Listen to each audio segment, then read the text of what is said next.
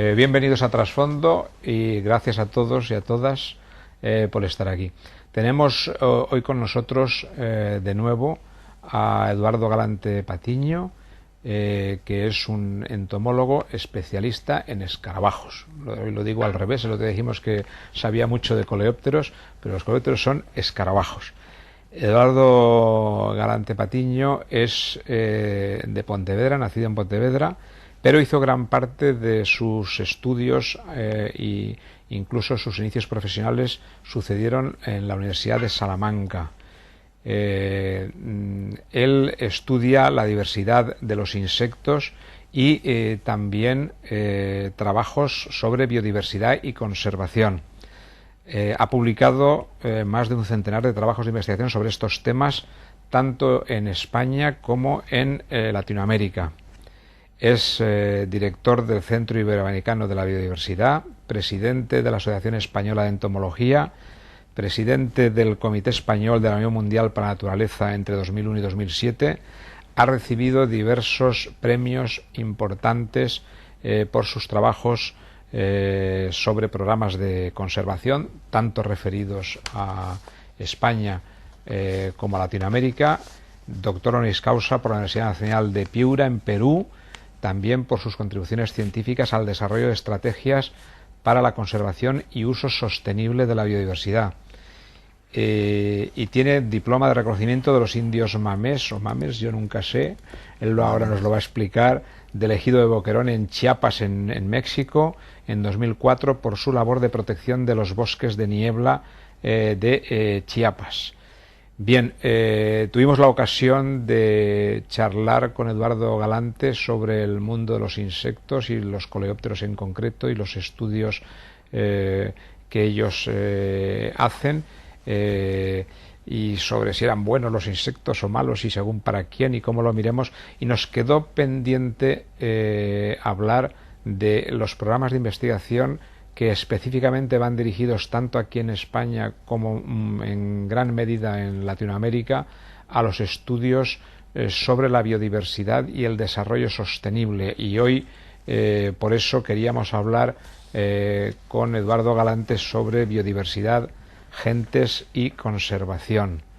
Yo, para empezar, cuando aparece la palabra conservación, las primeras dudas que me surgen es qué es lo que hay que conservar. Hay que conservar los entornos, hay que conservar los seres vivos, y por lo que charlábamos el otro día me da la impresión, Eduardo, que si uno se va a Wilson y a gente que ha estado pensando mucho en los temas de diversidad, prácticamente la respuesta hay que conservarlo todo, ¿no? Hay que conservar desde los genes hasta... Dinos un poco cómo lo ves tú. ¿Qué es lo que hay que conservar? La verdad que es complejo. Hay que conservar. Hay que conservar todo. Hay que conservar de los genes a las especies y ecosistemas y las relaciones entre los seres vivos. Hay algo que queda como muy abstracto, pero que solemos decir los científicos, de que tenemos que conservar los procesos. Es decir, tenemos que conservar que que la naturaleza siga funcionando. Y para que la naturaleza siga funcionando, necesitamos los seres vivos. Si la naturaleza no funciona, se pararía, desaparecería, y nosotros los primeros. Entonces, tenemos que conservar todo. La diversidad genética es muy importante. Sin variabilidad genética no tendríamos cultivos, ni tendríamos especies domésticas. Las especies serían débiles, ¿no? Sin variabilidad genética, las especies efectivamente no tendrían capacidad de reaccionar frente a agentes externos estocásticos que se producen, o sea, y es importante eso. Entonces, pero esa es la variedad genética, las especies, porque cada especie tiene una función en la naturaleza, y los ecosistemas, al fin y al cabo, porque son las interacciones que surgen entre seres vivos en un espacio físico y con los agentes ambientales. Entonces, hay que conservar, pues deberíamos de intentar conservar todo. Ahora, el cómo es lo difícil. Claro. Decía Schopenhauer que si hay algo que es inmutable es el cambio. Entonces suena un poco contradictorio la vida, la evolución, las especies cambiando, los ecosistemas, y de repente llegamos y digo, no, un momento, quietos, paraos, que hay que conservar. Sí, lo que pasa que ahí está, y yo creo que ha sido una equivocación que se ha cometido durante muchos años, en décadas pasadas. Cuando se dice vamos a conservar, y se buscaba conservar como preservar lo que uno veía en un momento determinado, lo que yo llamo muchas veces la foto fija. Es como si fuéramos, si hacemos, nos gusta mucho un paisaje, le hacemos una foto y queremos 10 años más tarde volver y ver la misma foto. Eso no es conservar, eso sería preservar lo que tenemos. Conservar es que la naturaleza funcione, que cambie. Y la naturaleza es muy dinámica, no hay, a veces hablamos del equilibrio de la naturaleza, no hay el equilibrio de la naturaleza, es un equilibrio dinámico, es un dinamismo continuo, de puntos de inflexión y de continuos entre poblaciones que unos años pueden tener muchos individuos, otros no, especies que llegan, estas que se van. Es un hotel de continuos huéspedes que llegan y se van y que se saludan y se encuentran y conviven, pero que no están siempre los mismos. Eso sería, al fin y al cabo, la naturaleza. Y la naturaleza es, por lo tanto, muy dinámica. No podemos prueba de ello que las zonas de alta diversidad muchas veces son zonas de grandes contrastes continuos a lo largo del tiempo en su estructura, en su dinamismo. Una cosa que me llama la atención, normalmente estamos acostumbrados a pensar en la especie humana como depredadora de hábitats, destructora, y sin embargo me ha parecido ver incluso en algunos de tus comentarios, no ahora, sino que curiosamente hay a veces una mayor diversidad asociada a actividades del hombre, actividades agrícolas o ganaderas, que lo que uno puede encontrar en hábitats más poco colonizados por el hombre, como en un bosque. Es decir, el hombre es destructor de biodiversidad, digo, en su actividad. El hombre es modificador del paisaje y su actividad se destruye y altera. Eso es así, igual que cualquier otra especie animal. Pero en algunos áreas como el Mediterráneo, por ejemplo, que es donde yo generalmente me he referido más, tenemos una historia muy larga que no podemos comparar con otras. Aquí la historia es de unos 10.000 años de transformaciones del Mediterráneo, donde coincide el auge del hombre del Neolítico y de esa actividad humana con el final del periodo de los glaciares, con una recuperación del bosque, con una actividad agrícola y ganadera, y entonces lo que crea el hombre en estos espacios es un mosaico paisajístico, que esos típicos mosaicos que nosotros vemos en el Mediterráneo, de esos campos de cultivo, pequeñas masas forestales, sotos de ribera, las zonas de pasto, el habitáculo donde vive el hombre, y todo eso es un dinamismo continuo que el hombre no deja reposar, no lo ha dejado reposar en ningún momento, la ha estado cultivando, cortando, modelando continuamente. Eso, mosaico, ha sido muy enriquecedor para la biodiversidad. De hecho, la biodiversidad que tenemos en el Mediterráneo es fundamentalmente zonas abiertas o semiabiertas más que forestales. Este es lo que me he referido alguna vez, este dinamismo que no ha sido entendido a veces desde otros niveles del mundo de la conservación, a veces desde el mundo anglosajón, que se buscan grandes áreas protegidas tipo Yellowstone. Tenemos unas áreas protegidas que a veces conservando esos pequeños mosaicos y pequeñas áreas, tenemos zonas muy dinámicas. Otra cosa son áreas forestales tipo Latinoamérica, donde esas transformaciones bruscas y profundas se producen hace unos 300 años, 400 años, no es lo mismo. Las selvas, los bosques de Latinoamérica han sido transformados por el hombre a lo largo de su historia. Hace 12.000 años el hombre entraba por la última oleada que entraba por el estrecho de Bering y descendía a lo largo de todo el continente americano. Fue transformando, y fue cazando, y fue transformando, pero eran núcleos poblacionales más pequeños, en un área muy extensa. Entonces, pues esas transformaciones se produjeron, y claro que se produjeron a lo largo de la historia. Lo que no se produjo fue esas transformaciones drásticas de eliminación de bosque brusco en poco tiempo. Aquí hemos hablado de 10.000 años de historia, allí hablamos, aunque hace 5.000 años en el Mediterráneo ya está transformado el bosque. Pero allí sí, esas transformaciones tan bruscas son en muy corto plazo y además con una tecnología que es de nueva era, al fin y al cabo de 200 años, las tecnologías duras de transformación que es lo que realmente está afectando a la biodiversidad. Vamos enseguida a Latinoamérica. Se dice que si hablamos de insectos y uno va al territorio del Reino Unido, de Inglaterra en concreto, que prácticamente todas las especies han sido estudiadas y descritas, o el 99% de las especies se conocen. Si uno se va a un bosque tropical, a una selva tropical, se dice al revés, que tan solo el 1% de lo que hay se conoce o ha sido descrito, esto obviamente obtenido a base de inferencias Sí. indirectas, ¿no? de medidas indirectas.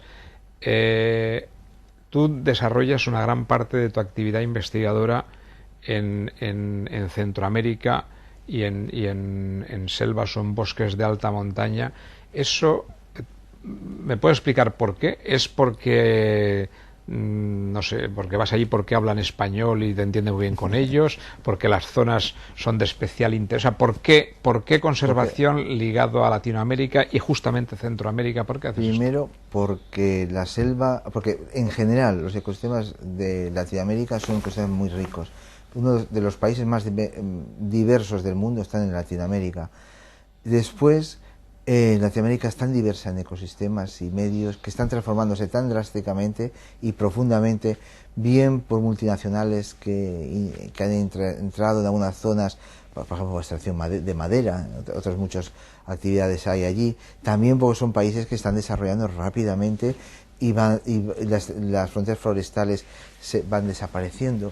Entonces, eso es uno de los problemas que está amenazada. Y por otra parte, hay ecosistemas muy amenazados. Por ejemplo, el bosque de niebla, que hemos estado estudiando en Chiapas durante 4 años, la frontera de Guatemala, o que ahora estudiamos lo que es el bosque nuboso, que es parecido al bosque de niebla, en Costa Rica, por ejemplo, pues se encuentran entre los bosques más amenazados del mundo por destrucción del bosque. Hay zonas donde hemos estado trabajando que de un año al otro, cuando hemos ido, la mancha de bosque había desaparecido. Es dramática cuando hay especies que todavía estamos por descubrir. Efectivamente, las especies que nos faltan por descubrir en insectos, que se calcula, la cifra más prudente y más real sería un 10% de las especies. Hay cifras que se elevan a mucho más, es decir, que conocemos solo el 10% de las especies existentes. Hay cifras que hablan del 3%, incluso algunos del 1%, pero vamos a poner la más prudente, el 10%. Y eso no lo vemos día a día cuando estudiamos allí. Nosotros vamos a estudiar hacemos estudios de conservación de biodiversidad, pero una de las primeras cuestiones que tenemos que resolver es nombrar las especies con que estamos trabajando, y muchas veces son especies nuevas. Simplemente los llevaremos en los últimos 6-8 años de más de 100 especies descritas nuevas de Latinoamérica en este momento. Especies se encuentran, por eso a veces cuando es noticia el que se ha descrito, se ha encontrado a un país remoto 1 o 2 especies, no me asombra a mí, porque nosotros en nuestro equipo estamos describiendo, ya digo, llevamos más de 100 especies en este momento. Eso significa la riqueza que es en estudios puntuales, en sitios puntuales. Pero esos son los bosques, pues hay zonas áridas impresionantes de cactáceas, hay selvas bajas cerca de zonas de costa que también desaparecen. Se está haciendo mucho en conservación también, pero también es mucho la pobreza que existe en estas zonas y la necesidad de sobrevivir. Y entonces no siempre la destrucción de la naturaleza va asociada a explotaciones de grandes multinacionales, sino simplemente va asociada a la necesidad de sobrevivir en un mundo adverso para determinadas poblaciones que incluso a veces no son ni originarias de las zonas. Me interesa mucho lo de los bosques de niebla. Dices que de un año para otro a veces han desaparecido hasta las manchas boscosas. ¿Desaparecen por qué? ¿Por talas incontroladas? ¿Por talas controladas para ampliar campos de cultivo? O sea, ¿por qué? Bueno, aparecen de todo. Por ejemplo, yo me he encontrado desde la tala del bosque de niebla para ampliar zona de cultivo, pero por poblaciones rurales aisladas, que cuando digo aisladas significa que el núcleo urbano más cercano están a 5 horas yendo por carreteras de tierra, y entonces totalmente aisladas, sin ayuda de ningún tipo, sin formación de ningún tipo, y aquellas personas tienen que vivir. Y además hay un problema que hablábamos en el programa anterior, que viene añadido, que es plantan un monocultivo con el maíz o los frijoles, es un monocultivo que se extiende, hay insectos de allí que comen esa planta, se convierten en plaga y cada vez es más fuerte la plaga, cada vez mayor la destrucción y ellos cortan más bosque de niebla porque nadie se explica cómo combatirlo. Es uno de los ejemplos. Otras veces son carreteras y otras son explotaciones madereras que también me he encontrado en algunos sitios. Pero a veces simplemente es destrucción para hacer potreros, como llaman, de zonas para tener ganado, con árboles inmensos de 60 metros de altura, como he visto yo cortar, que se tumban y se dejan allí o se queman simplemente. Sí, sí, sí. Y esto, claro, obviamente ellos tienen que darse cuenta de que es insostenible ir talando bosque para hacer campos nuevos de maíz. Estos son pueblos antiguos muy ligados al origen de la agricultura y deberían de conocer más el manejo, o a lo mejor son, me pregunto, son nuevas áreas de cultivo donde antes no estaban las plantas expuestas a estas especies depredadoras. Es decir, ¿cómo es posible entrar en esa dinámica de talo para plantar maíz, me lo infestan los insectos y vuelvo a talar y sigo plantando?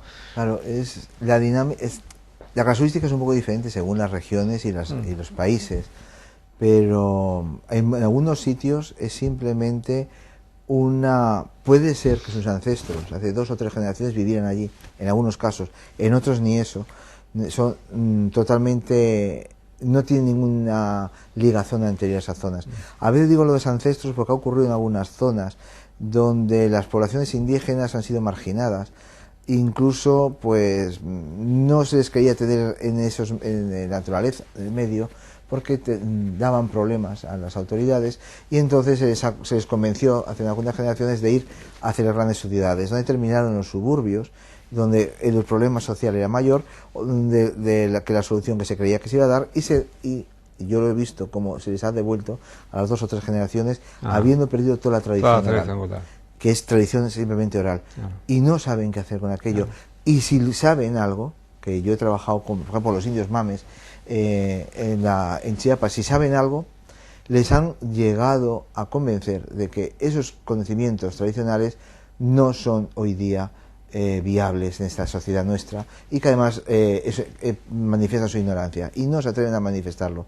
Nosotros, uno de los trabajos que teníamos con los indios mames en Chiapas era hacerles aflorar el conocimiento que ellos tenían y que ellos sabían, y poner en valor ese conocimiento y poner en valor su forma de vida. Y cuando ellos se ponían en valor, se daban cuenta que ellos sí podían afrontar el problema, porque ellos saben solución que no se atrevían casi.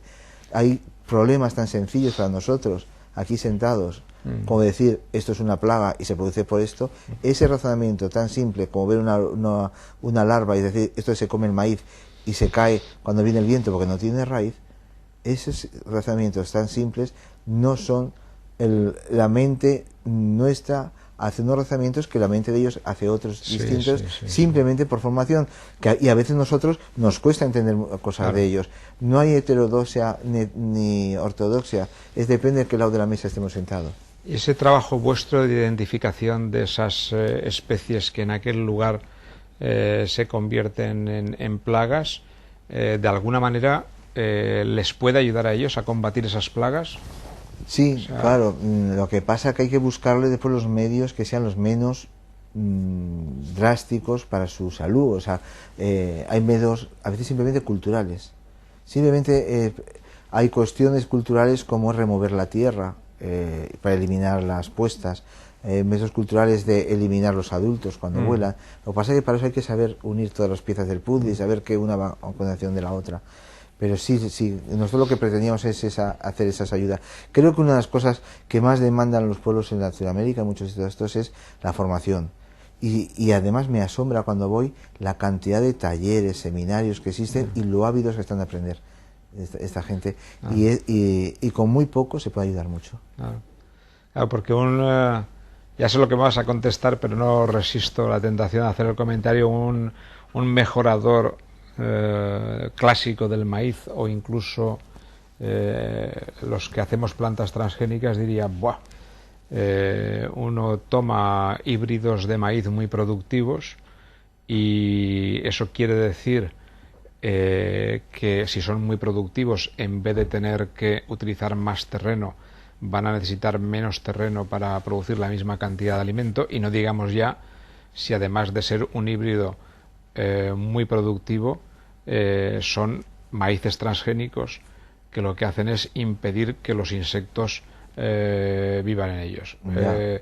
Quizás ya una pega gorda ya se me ocurre, prefiero que la digas tú. Hombre, o que prefiero que reflexiones sobre esto. Primera que se me ocurre es que, claro, imaginémoslo, México, estamos en el centro del maíz, de la biodiversidad del maíz, entonces podría haber ciertos problemas de contaminación ahí de las plantas naturales, lo cual sería un desastre para aquello, y entonces introducir transgénicos en esas zonas no creo que fuera precisamente lo más adecuado. Pero después hay otro problema tecnológico. Esta gente está aislada, no se le da formación muchas veces. No hay una asistencia. Nosotros estamos acostumbrados a ver cómo hay cursos y asistencia y tecnologías y en nuestros países a veces. Allí no, están aislados. Ellos hacen lo que pueden. ¿Quién les va a proporcionar? Ya digo que yo personalmente estaría en contra de introducir eso allí, pero supongamos que pudiera hacerse. ¿Y quién les va a dar la tecnología, los medios, el suministro? Si es que no hay. En poblados como he estado yo de Chiapas, donde el médico no lo conocían, y donde la enfermera, la pobre, se había matado 4 años antes en un accidente de coche y no había. Entonces están aislados, dejados, como se suele decir, de la mano de Dios. Entonces eso es uno de los problemas que hay en muchas de estas zonas. Entonces yo creo que lo que hay que ayudarles es poniendo en valor la biodiversidad que tienen, buscando nuevas vías de que ellos obtengan recursos, que pueden ser los recursos simplemente de saber vender la naturaleza que tienen. Eso se está poniendo en algunos países. Costa Rica es un ejemplo en este sentido, de no ir con nuestra mentalidad occidental a imponer ideas, sino colaborar y cooperar con ellos de igual a igual, aprender de ellos, se aprende mucho, e intentar ayudarles en lo que podamos y que ellos desarrollen sus propias capacidades y potencialidades. Yo creo que es fundamental.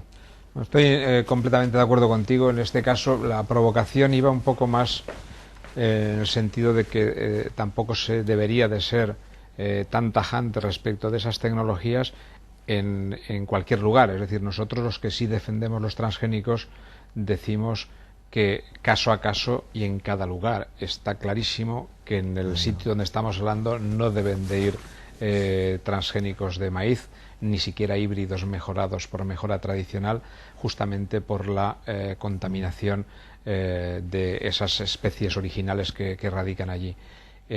Sin embargo, en otros lugares perfectamente se podría ayudar al desarrollo utilizando menos territorio y debería de ser viable. O sea que caso a caso, pues, a lo mejor sí.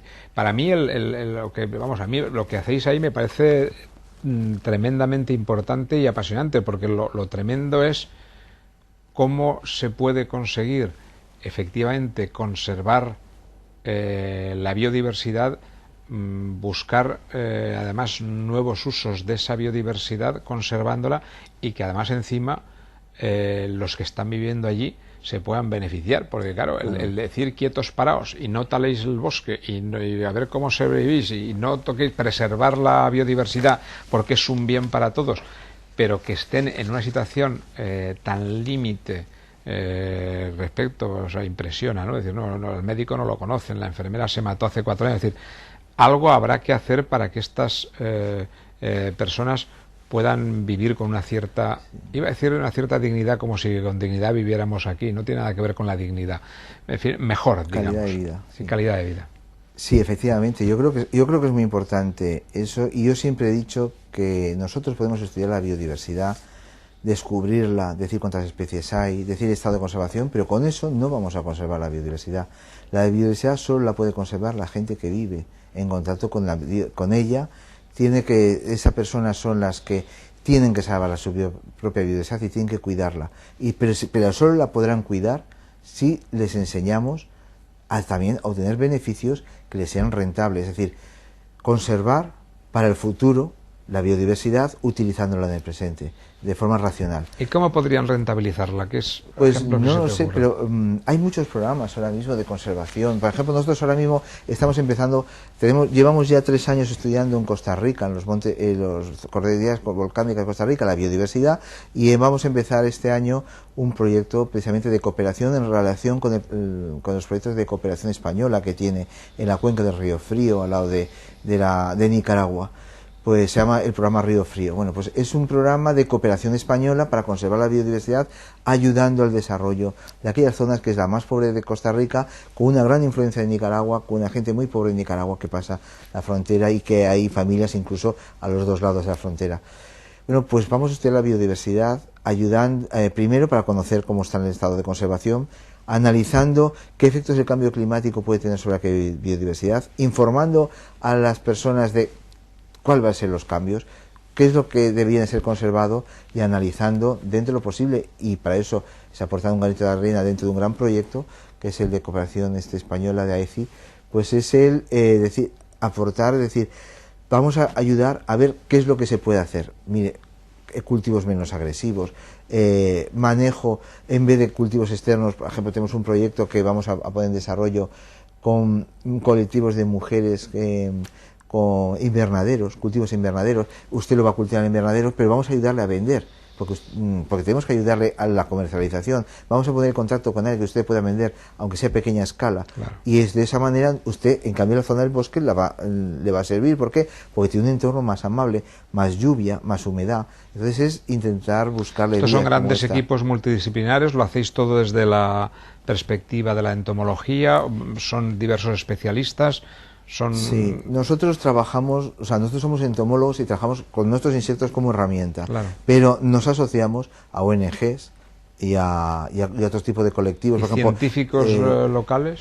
Científicos locales, claro. Sí. Nosotros siempre que hemos trabajado en algún país de Latinoamérica nunca hemos ido, porque se nos ha ocurrido aterrizar en algún sitio, siempre hemos ido de la mano y colaboración muy estrecha con los científicos de los centros de investigación, que además son los que más conocen, bueno, además no son los que conocen el problema y son los que te van a ayudar realmente en el desarrollo de la investigación del territorio, y juntos podemos tener buenos resultados. Pero además de eso, no solo tenemos que quedarnos en el mundo científico, por ejemplo, de los entomólogos. Tenemos que buscar lo que decía yo, ONGs, los colectivos de asociaciones de mujeres, asociaciones de naturalistas, pero para eso hay que acceder también a veces a los colectivos de los presidentes locales, de los pueblos. Para esto no podemos ir directamente, tenemos que ir con otras organizaciones, como digo ahora con un proyecto como este, como el de Río Frío. En definitiva, nosotros aportamos un granito de arena a un gran proyecto que tiene que ser de cooperación al desarrollo, utilizando la biodiversidad como algo más que va por una parte, y es nuestro papel fundamental, identificar cuál es el estado de conservación de ecosistemas y dar nuestra idea de cómo podríamos hacer para conservar, y colaborando con otros para buscar soluciones al desarrollo. ¿Esta cooperación en general es bien vista en estos países? En general sí, yo no me he encontrado nunca problemas, en general sí. Yo siempre, que incluso me ha asombrado a veces en algunos países, recuerdo también experiencias en México, en el estado de Oaxaca y Puebla, cuando nos acercábamos a las poblaciones muy pobres, locales, pequeñitas, y teníamos algo que aquí se ha perdido ya en España. Llegabas y te sentabas con el alcalde presidente de aquel pequeño poblado y le explicabas qué ibas a hacer, y se sentaba el alguacil y él y otras personas más, campesinos de allí, que simplemente conocían casi su entorno y poco más, y te oían con mucha atención, les explicabas el programa y te daban, podemos decir, su bendición. Les parecía muy bien, incluso algo que también se ha perdido en nuestros pueblos. Echaban el bando con la corneta, estoy diciendo que han venido unos científicos, hay que ayudarles. Entonces, eso es informar. No podemos tampoco llegar a investigar sin informar a las poblaciones locales qué hacen. Tienen derecho a saber, son sus tierras, es su mundo, y hay que explicarles por qué estamos allí y intentar buscar su colaboración.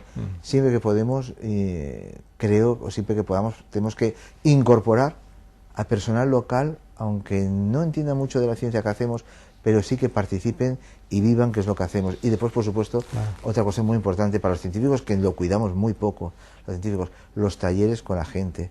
el hablar, el organizar para niños, para colectivos, reuniones donde les expliquemos. Entonces, en síntesis, Eduardo, si lo entiendo bien, a partir de tu interés por los insectos y la biodiversidad, os desplazáis a zonas de alto valor estratégico desde el punto de vista de la diversidad, con un objetivo doble, que es conocer más, pero también dar herramientas de diagnóstico sobre la conservación y apoyo al desarrollo a las gentes que viven allí. Bueno, fantástico, me ha parecido apasionante, el tiempo nos ha comido, nos ha volado. Seguro que tendremos ocasión, en otra ocasión, en algún otro momento, de seguir hablando de estos temas. Gracias por venir a Trasfondo y compartir lo que hacéis con nosotros. Muchas gracias.